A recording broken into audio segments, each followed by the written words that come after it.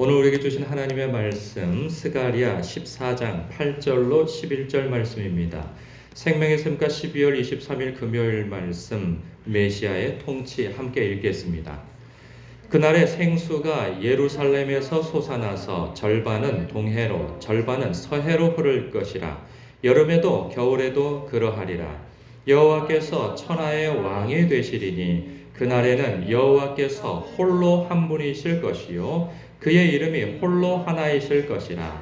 온 땅이 아라바같이 되되 게바에서 예루살렘 남쪽 림몬까지 이를 것이며 예루살렘이 높이 들려 그 본처에 있으리니 베냐민 문에서부터 천문 자리와 성 모퉁이 문까지 또 하나넬 망대에서부터 왕의 포도주 짜는 곳까지라. 사람이 그 가운데 살며 다시는 저주가 있지 아니하리니 예루살렘이 평안히 서리로다. 아멘. 스가랴서에서는 특히나 그날이라는 표현이 많이 있어요. 여호와의 날이라는 표현이면서 그날이라 표현되어져 있는데, 이 그날은 이 내용을 봐야 해석이 되어지는 그날인데 여러 가지로 해석되어질 수가 있어요. 이렇게 2중, 3중으로 해석이 되어질 수 있는 말씀인데, 하나는 가까운 때에 일어날 말씀이고, 또 하나는 중간이라고 볼 수 있고, 그리고 또 하나는 마지막 때에 일어날 그 예언의 말씀이 되어지는 거예요.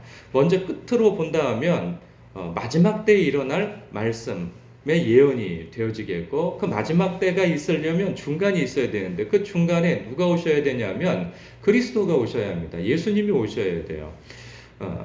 그리고 또 하나는 가까운 때에 일어나는 것인데, 오늘은 그 말씀을 드리려고 해요. 왜냐하면 천편일률적으로 이 말씀을 어느 때로 예언하는 말씀으로 보냐면, 오늘 이 말씀은 예수님이 오시는 때, 그리고 예수님이 오셔서 성령이 각 사람들에게, 예수 믿는 사람들의 심령 가운데 내주하시는 그때를 말씀하는 것이죠. 그래서 생수라고 하는 표현이 그렇게 표현되어질 수 있어요.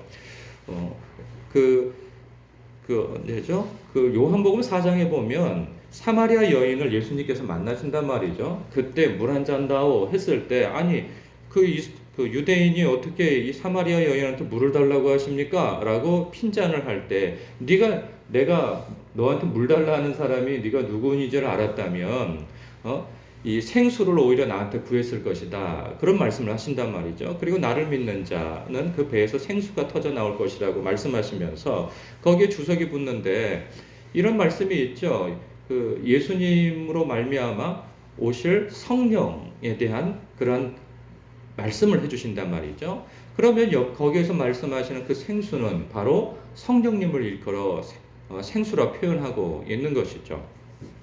그렇게 보면 그날의 생수가 예루살렘에서 솟아날 것이다 라고 하신 말씀, 그러면 성령님께서 믿는 자들에게 내주해 계시려면 예수님이 먼저 오셔야 되는 거 아니겠어요? 그럼 바로 예수님 오신 때를 말씀하고 있는 거죠. 그런가 하면 11절 그리고 9절 그 아래쪽을 쭉 보면은 11절에 사람이 그 가운데에 살며 다시는 저주가 있지 아니하리니 예루살렘이 평안히 서리로다. 이때는 언제인가? 마지막 때. 9절 여호와께서 천하의 왕이 되시리니 그날에는 여호와께서 홀로 한 분이실 것이요 그의 이름이 홀로 하나이실 것이다. 이때가 언제인가? 마지막 때. 오직 여호와 한 분만이, 우리 주 예수 그리스도만이 만왕의 왕이시고 온 주의 주이심이 온 세계에 분명하게 각인되어지고 확신되어지는 그날이 바로 주님이 재림하시는 날이고, 이 새하늘과 새 땅이 세워지는 날인 것이죠. 그때로 본다면 이렇게 2중, 3중 예언으로서 예수님 오시는 때 그리고 마지막 때를 예언하고 있지만, 또 하나는 어떤 것으로 예언이 되어지는 말씀인가? 바로 가까운 때예요. 이 서신을 받는 사람들에게 이 예언을 받는 첫 번째 수신자가 되겠죠. 그 청중이 되겠죠. 그 사람들은 바로 성전을 재건하고 있는 사람들이란 말이죠. 그 사람들에게 격려가 되고 위로가 되어지는 말씀으로서 주시는 예언의 말씀이 될 수 있어요. 왜냐하면 그날에 생수가 예루살렘에서 솟아날 것이다 라고 하신 말씀은요, 예레미야서 2장이나 17장을 보면 하나님께서 이런 탄식과 진노를 표현하세요. 뭐냐 하면 내 백성이 생수되는 나를 버렸다 이렇게 말씀하신단 말이죠. 그럼 생수는 누구를 일컬어 말씀하시는 거겠어요? 바로 생명의 근원 되시는 하나님이죠. 그러니까 하나님의 백성이 하나님의 나라, 즉 성전이 있는 하나님의 임재가 있는 예루살렘에서 우상을 숭배한다는 거예요. 그러니까 이 나라를 빼앗기기 이전의 유대인들의 모습이었던 거죠. 그래서 이 에스겔서에서도 표현되어지고 하나님께서 성전에서 그 임재가 떠나가 버리시는 거예요. 하나님의 백성이 생명 대신 하나님을 버렸다 하는 것 때문에 하나님께서 그럼 나도 너희를 버리겠다 하시면서 떠나버리신 거죠. 그 임재가. 그런데 예레미야서에서도 그렇고 에스겔서에서도 그렇고 이사야서에서도 그렇고 하나님께서 떠나시면 아주 떠나시느냐? 그렇지 않아요. 회복의 때를 말씀하셨어요. 그 회복의 때가 언제냐? 바로 이때인 거예요. 70년이 차면 내가 너희를 돌아오게 하겠다라고 하는 그때가 바로 이때인 거죠. 그래서 그들은 아주 소수의 무리이지만 예루살렘에 돌아와서 많은 사람들이 그저 자신들의 안위를 생각하면서 이 흩어진 그 땅에 머물러 있을 때 이들은 하나님의 성전을 세우기 위해서 헌신된 마음으로 돌아온 바로 남은 자들인 거죠. 그들이 와서 성전을 재건하지만은 여러 가지 경제적인 문제, 정치적인 문제, 군사적인 문제, 외교적인 문제 할 것 없이 총체적으로 거기에 또 먹고 사는 문제까지도 아주 힘든 그 가뭄의 때가 있었단 말이죠. 그러니 그들로서는 아주 힘에 겨운 거예요. 물론 하나님께서 학개 선지자나 스가랴 선지자를 통하여서 너희들이 이제 성전을 재건할 때이다. 너희들의 사명을 이제 다할 때이다. 라고 그렇게 말씀을 주실 때 하나님께서 우리들을 기억하고 계시는구나 라고 하는 생각 속에서 너무나도 큰 은혜가 되겠죠. 그러나 역시 살기 힘든 거는 마찬가지예요. 하나님께서 말씀을 주시고 약속을 주시고 그래서 여러 가지 여건들이 그래도 이전보다 좋아져서 성전을 재건하고는 있지만 여전히 삶은 팍팍하단 말이에요. 그리고 여러 가지로 정치적인 문제와 하는 그런 문제로 여전히 예루살렘이 회복되어질 것에 대한 기미가 안 보여요. 환경적으로.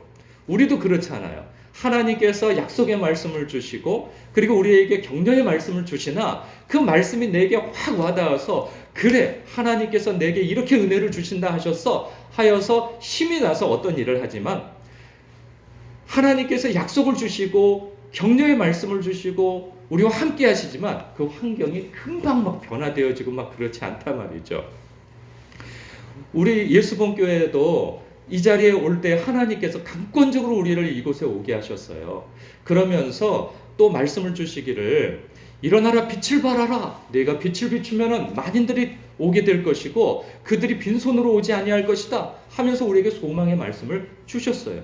그래서 우리는 전도할 마음을 갖고 그리고 또 우리 스스로 나라고 하는 교회를 세울 뿐만 아니라 이 유형의 교회도 세우기 위한 뜨거운 마음을 갖는단 말이죠. 그러나 그거와 별개로 우리가 전도해도 금방 열매가 맺혀지지 않고 왔다 해서 그 사람들이 또 정착하는 것도 아니고 여러 가지로 여건의 어려움이 있고 그것뿐만 아니라 생활의 어려움도 있고 건강의 어려움도 있고 여러 가지 총체적인 문제는 금방 모든 것이 다 좋아지지 않는단 말이죠. 그때 하나님께서 또 그들에게 힘을 주시는 말씀을 주시는 거예요. 그 말씀이 바로 이 말씀인 것이죠. 그날에 생수가 예루살렘에서 솟아날 것이다. 너희들이 짓고 있는 그 성전의 재건이 완성되어지고 하는 날 나의 임재가 여호와 하나님의 임재가 너희들과 함께하는 것을 너희들이 보게 될 것이다. 생명의 근원이신 하나님이 너희와 함께하는 것을 너희들이 알게 될 것이다. 그 말씀을 주시는 것이죠. 그래서 절반은 동해로 절반은 서해로 흐를 것이라 여름에도 겨울에도 그러하리라. 나의 임재가 너희와 함께한다면 너희들에게 얼마나 큰 은혜가 되고 복이 되어지며 살아갈 힘이 되겠느냐. 그것이 동서남북으로 이어질 것이다. 흘러넘치게 되어질 것이다. 그 말씀을 하고 계시는 것이죠. 여러분 우리가 하나님의 임재가 우리 안에서 터져나오게 되어진다면 여러분 사실 우리의 삶이 팍팍함이 있다 할지라도 그거에 눌리지 않게 되어지죠. 놀라운 것은 하나님을 만나고 성령으로 충만하게 되어지면 우리는 이전에는 나의 안위와 육신과 우리의 삶의 환경에 빼앗겼던 그 마음이 놀랍게도 하나님께로 향하여지고 소망이 생긴단 말이에요. 그 소망을 하나님께서 주시고 그 능력과 힘을 하나님께서 주시겠다는 거예요. 그렇게 되어지면 구절이 일어나는 거죠. 여호와께서 천하의 왕이 되시리니 그날에는 여호와께서 홀로 한 분이실 것이요 그의 이름이 홀로 하나이실 것이니라. 여러분, 우리가 성령으로 충만하게 되어지면 오직 예수님만이 나의 주님이십니다. 오직 하나님만이 나의 주님이십니다. 라는 고백이 있게 되어지고 그 고백에 걸맞는 삶을 살게 되어진다 말이죠. 여러분, 그날에는 생수가 예루살렘에서 솟아날 것이다. 분명히 하나님께서 솟아나게 하실 일이지만 더불어서 성도가 하나님의 임재를 추구하고 예수님의 주되심을 추구하지 아니하면 있던 성령도 소멸되어지고 있던 성령도 근심하게 되어지는 거예요. 그러니 중요한 것은 무엇이냐? 내가 가만히 있어도 하나님께서 그날에 이루실 일이야 라고 기다릴 일이 아니고 우리의 마음과 뜻과 힘을 다해서 주 하나님을 추구해야 하는 것이죠. 여러분, 성전을 재건하는 이 사람들도 성전을 열심히 재건하지만 건물만 덩그러니 지어놓은들 그게 무슨 힘이 되고 그것이 무슨 의미가 있겠어요?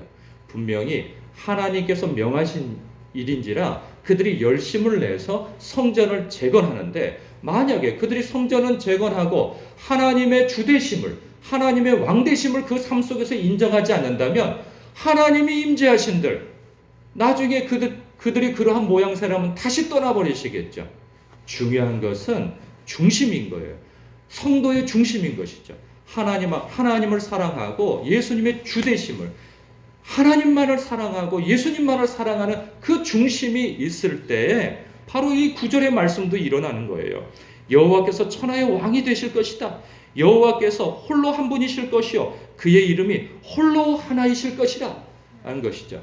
여러분, 성도가 아니고서 누구를 통하여서 하나님께서 홀로 한 분이실 수가 있을 것이며 천하의 왕이 될 수 있겠습니까? 여러분, 믿지 않는 사람, 그런 사람은 기대할 수가 없어요. 어차피 우리 믿는 사람들의 삶 속에서 중심에서 하나님이 홀로 한 분이시며 온 천하의 왕이시라는 것이 인정되어져야 하는 것이죠. 우리의 삶에 그런 삶이 이루어져야 합니다. 우리가 많은 성경을 읽고 많은 예배를 드리고 또 우리가 애써서 하나님을 찬양하는 이유가 무엇이겠습니까? 우리가 그렇게 찬양하고 말씀을 읽고 묵상해도 정작 내 삶 속에서 그 말씀이 내 삶 속에서 육화되어져서 성육신되어져서 그 말씀에 순종하는 삶, 그 말씀의 통치를 받는 삶을 살지 못한다면 하나님의 만왕의 왕이 되실 수가 없는 것이죠. 그냥 말뿐인 것만 되는 것이죠. 우리의 삶의 전 영역에서 예수님의 주되심이 일어나야 하는 것이죠. 하나님의 말씀의 통치가 일어나서 하나님 사랑과 이웃 사랑과 하나님의 공의가 우리의 삶 속에서 펼쳐나가야 하는 것이죠. 그러한 일이 일어나야 할 것입니다. 그럴 때 10절이 일어나는 것이죠. 온 땅이 아라바와 같이 되되, 여기서 아라바는 동쪽에, 그 예루살렘 동쪽에 위치한 이 평화지대를 말씀하고 있어요. 그 땅과 같이 될 거라는 거예요. 예루살렘 그 지역이 온통 산지입니다. 산지라 마치 우리나라 땅처럼 우리나라는 서울을 차 타고 지나가도 산이 보이잖아요. 그러니까 온통 산으로 둘러싸여 있어요. 대한민국 땅이. 그런 것처럼 이 예루살렘 땅도 온 사방이 산으로 둘러싸여 있단 말이죠. 그런데 이 살기 팍팍한 그 땅을 하나님께서 아라바 평지처럼 평지를 되게 만드실 것이고, 특별히 예루살렘이 높이 들려질 것이라는 거예요. 사람이 살만한 곳, 그리고 예루살렘이 온 세계의 집중, 이 어떤 뭐라고 하냐, 중심이 되어지도록 하나님께서 세우시겠다 하시는 거예요. 여호와를 경외하는 자, 예수 그리스도를 경외하는 자, 온 세계 안에서, 온 세상 안에서, 온 주변 안에서 주목받는 사람이 되게 하시겠다는 거예요. 주목받는 지역, 주목받는 나라가 되게 하시겠다는 거예요. 그것은 꼭 잘 먹고 잘 사는 곳으로, 높은 곳에 올라가는 곳으로 말씀하시는 것이 아니라 존귀히 여김을 받게 하시겠다는 거예요. 하나님에게, 그리고 사람들에게 말이죠. 그래서 11절, 사람이 그 가운데에 살며 다시는 저주가 있지 아니하리니 예루살렘이 평안히 서리로다. 하나님께서 불말과 불병거 그리고 하나님의 은혜의 옷자락으로 덮어서 그들을 존귀케 하실 것이고 살만한 땅이 되게 할 것이고 그리고 평안함을 이루도록 하나님께서 이끄실 것이다. 그러면 결론이 뭐예요? 그러니 너희는 나를 경외하라, 그 말씀을 하는 거죠. 나를 두려워하라. 두려워할 자를 두려워하고 두려워할 것을 두려워하라 라는 말씀을 주고 계시는 거예요. 너희는 하나님을 경외하는 자가 되어야 한다. 예수 그리스도를 높이는 자가 되어야 한다. 그 말씀을 하고 계시는 것이죠. 그 말씀, 하나님의 나라와 그 의를 먼저 구하라. 그리하면 이 모든 것을 너희에게 더하시리라 하신 말씀이 오늘의 결론이 될 것입니다. 오늘 이 말씀이 여러분의 삶에 이루어지길 주님의 이름으로 축복합니다. 생수가 이미 여러분 안에 계십니다. 성령이 내주에 계세요. 그렇다면 우리가 하나님을 추구하는 것으로 우리의 배에서 성령이 터져 나와야 하는 것이죠. 성령 충만한 삶이 여러분의 삶에 편만하기를 주님의 이름으로 축복합니다. 기도하겠습니다.